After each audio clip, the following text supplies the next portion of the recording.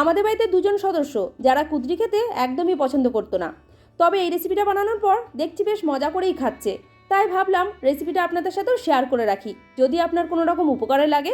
প্রথমে কুদরিটাকে ছোটো ছোটো করে কেটে পরিষ্কার করে ধুয়ে নিলাম। এদিকে ছোটো ছোটো করে কেটে রাখা আলু কড়াইয়ের মধ্যে দিয়ে আর দিয়ে দিলাম কুদরি। অল্প করে নুন আর জল মিশিয়ে হালকা করে সেদ্ধ করে নিতে হবে। সবজিগুলো সেদ্ধ হয়ে গেছে, এগুলোকে ঝুড়ির মধ্যে ঢেলে রেখে দেবো জলটা ঝরে যাওয়ার জন্য।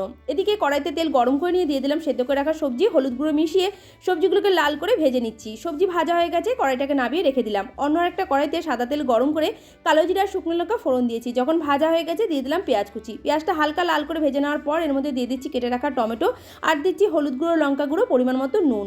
সেদ্ধর সময় নুন দেওয়া ছিল, পরিমাণটা এই সময় একটু দেখে শুনে দেবেন। মশলাটা যখন খুব ভালো করে কষানো হয়ে গেছে দিয়ে দিলাম আগে থেকে ভেজে রাখা আলু আর কুদরি। এই সবজিটা খেতে এতটা সুস্বাদু হয়, ভাত রুটি দুটোর সাথে খেতে পারবেন। এর মধ্যে দিয়ে দিচ্ছি অল্প করে চিনি, মিষ্টিটা দিলে স্বাদটা ভালো আসবে। নাড়িয়ে চালিয়ে মিশিয়ে নিলেই রেসিপি তৈরি।